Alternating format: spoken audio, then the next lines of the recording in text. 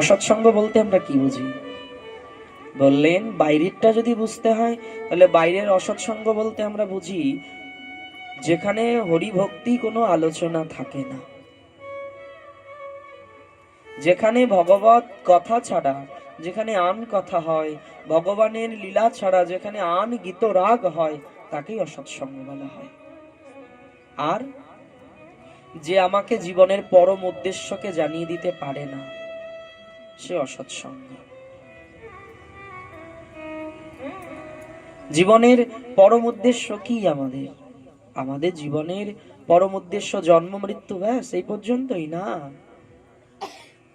জন্মিলে মরিতে হবে, এটা তো সত্য কথা, কিন্তু জীবনের পরম উদ্দেশ্য এই পর্যন্ত সীমাবদ্ধ রাখলে হবে না। তাহলে আমিও পশুর মতনই হলাম। পশুরও সেই জন্ম মৃত্যু।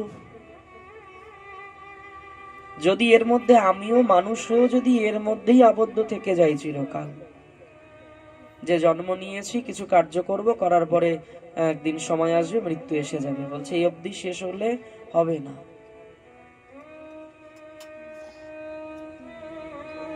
এটাই জীবনের লক্ষ্য নয়। আমাদের জীবনের লক্ষ্য হতে হবে এরকম যে নিতাই গৌরের ভজন করতে করতে জীবন কাল থাকতে থাকতে আমাদের কিছু মূল্যবান সম্পদ পেতে হবে। এবার যদি প্রশ্ন হয় মূল্যবান সম্পদটা কি, বলে আমার কাছে অনেক মূল্যবান সম্পদ আছে, বলে টাকা পয়সা সোনা গয়না গাড়ি বাড়ি অনেক মূল্যবান সম্পদ আছে। বললেন না, এগুলো প্রকৃত মূল্যবান সম্পদ নয়, কারণ না এগুলো এখন আছে এক্ষুনি নেই। আর এগুলো আমাকে পরমার্থিক কিছু পাইয়ে দিতে পারে না, এগুলো আমাকে দিনের পর দিন বিপত্তিতেই ফেলবে। তাহলে প্রকৃত সেই সম্পদ কি? বললেন আমায় কিছু নাম সঞ্চয় করতে হবে, কিছু নামকে সঞ্চিত করতে হবে। নাম সঞ্চয় করলে কি হয়? বলছে ওই নাম কখনো ক্ষয় হয় না। সব ক্ষয় হয়, জীবনের সবকিছুর শেষ আছে, কিন্তু আমার এই বদন দ্বারা যদি কোনোদিন হরিনাম হয়, তার কোনো ক্ষয় নেই, তা দিনের দিন বাড়তে থাকে। কিন্তু এর সম্বন্ধে বাধাটা এসে যায় কোথায়? বলছেন বাহ্য অভ্যন্তরীণ অসৎসঙ্গ।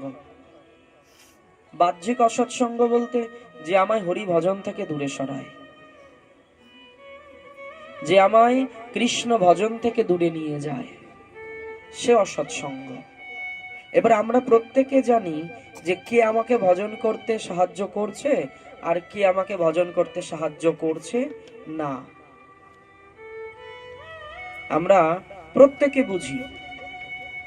এ গেল বাইরের কথা, এবং আভ্যন্তরীণও অসৎসঙ্গ আছে। আভ্যন্তরীণ কি? বললেন কাম ক্রোধ লোভ মোহ মদ মাৎসর্য, এই যে 6 জন, এরা আভ্যন্তরীণ ভজনে বাধা। এরা ভেতরে আমাদেরকে ভজনে বাধা প্রদান করে। এরা 6 জন মিলে আমাকে ভজনে বাধা প্রদান করে। বলেন এদেরকে দমন করতে পারবে না কোনোদিনই, একেবারে নিঃশেষ করতে পারবে না। তাহলে কি করতে হবে? বললে এদেরকে নিঃশেষ যখন করতে পারছো না, তখন কি করতে হবে জানো? এদেরকে ধরে ধরে কৃষ্ণ সেবায় লাগাতে হবে। যদি কৃষ্ণ সেবায় লাগানো যায় তাহলে কি হবে? এরা আমাকে ভজনই করাবে। এখন যেমন মনে হচ্ছে যে কাম ক্রোধ লোভ মোহ মদ মাৎসর্য এরা আমাকে ভজন করতে দিচ্ছে না, কিন্তু ঠিক তখন মনে হবে যে না, এরাই আমাকে ভজন করাচ্ছে। দেখুন, বলে আপনাদের যদি কামনা না থাকতো তাহলে আপনারা এখানে আসতেন না। আসতেন? এখানে হরিকথা হবে, ভাগবত হবে, কীর্তন হবে, নাম কীর্তন হবে, আপনার মনে কি হলো? একটা কামনা জাগলো যে আমি ওখানে যাব। আপনার লোভ হলো হরিকথা শোনার, চলে এলেন। বলছে কামনা বাসনাকে কোনোদিন শেষ করে দেওয়া যাবে না, কিন্তু এদেরকে কৃষ্ণমুখী করা যাবে। আর কৃষ্ণমুখী করতে পারলে এরা মনের অধীন থাকবে, এরা ব্যস্ত থাকবে। এদের যখনই ব্যস্ত রাখা হবে তখন আমার ভজন হবে। তাই বললেন কি, অসৎ সঙ্গ করো ত্যাগ, ছাড়ো অন্য গীত রাগ। বলে রাগ অনুরাগ কোথায় আনতে হবে? বললেন কেবল নিতাই গৌর চরণ কমলে রাগ অনুরাগ আমাদের নিয়ে আসতে হবে। এই রাগ অনুরাগ তো বললেই আসবে না, চাইলেই যে সঙ্গে সঙ্গে রাগ অনুরাগ পেয়ে যাব তাও তো নয়। রাগ অনুরাগ ভজন সে অনেক দূরের কথা। বলে তাহলে প্রথম কি করতে হবে? বললেন অসৎ সঙ্গ ত্যাগ করতে হবে।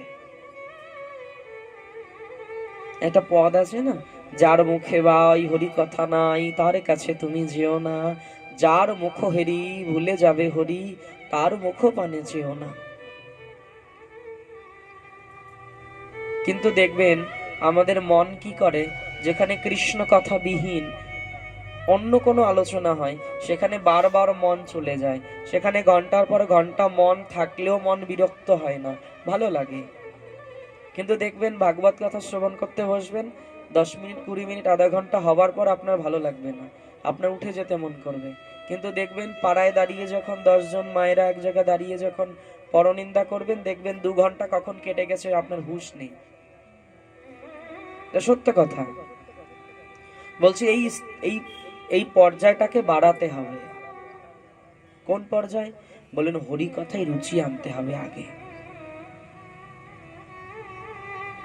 এই ভাগবত কথা শ্রবণের দিকে মনকে বেশি ধাবিত করতে হবে। যার যত কথা শ্রবণ হবে তার তত নামে প্রীতি আসবে। হরি নামে প্রীতি অনেক পরের কথা, বলছে আগে শ্রবণ করো। কি শ্রবণ করবে? বলছে হরি লীলামৃত শ্রবণ করো, ভগবানের লীলা আস্বাদন করো। শ্রবণ হতে হতে হতে হতে কি বললাম, যে যত ভাগবত কথা শ্রবণ হবে, ভগবানের দিব্য লীলা কীর্তন শ্রবণ হবে, তত কি হবে জানো? আমাদের হৃদয়ের যে বাধা দেয় ভজনে, যে হৃদয়ে যে কজন আছে তাদের শাসন হবে।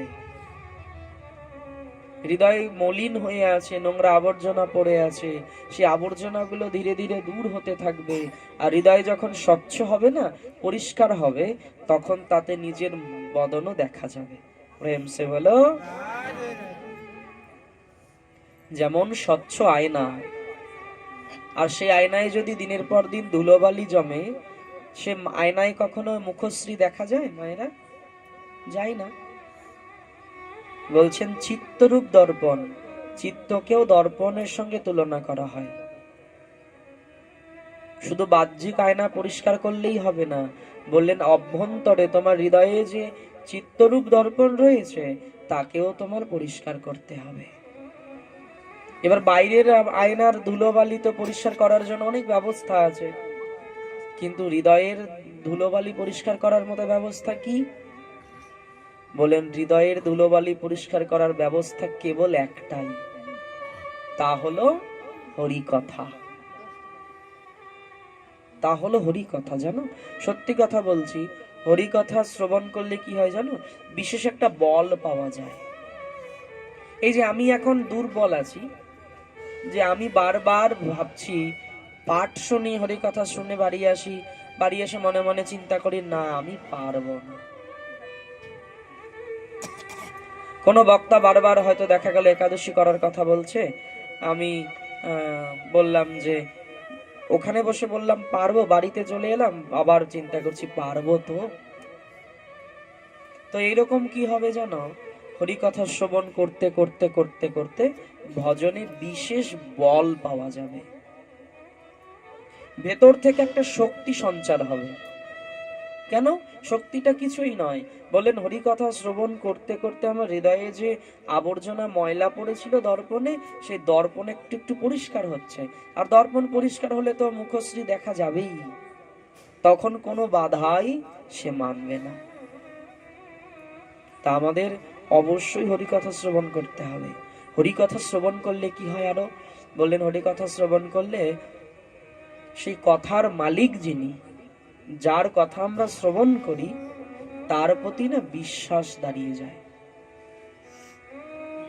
জীবনে যেমনই পরিস্থিতি আসুক না কেন, তখন একটা কথাই মনে হয়, এটা ভগবানেরই ইচ্ছা, ভগবান এটাই চাইছে।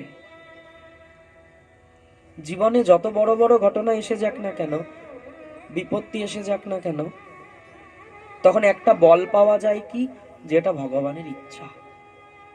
আমার সঙ্গে যে এত বড় ঘটনাটা ঘটলো, এটা প্রভুরই ইচ্ছা। সে দুর্বল হয় না, ভেঙে পড়ে না। পরিস্থিতি যেমনই হোক, সে তার মনকে স্থির রাখতে পারে, সর্ব অবস্থাকে ভগবানের দেওয়া পরিস্থিতি হিসেবে গ্রহণ করতে পারে।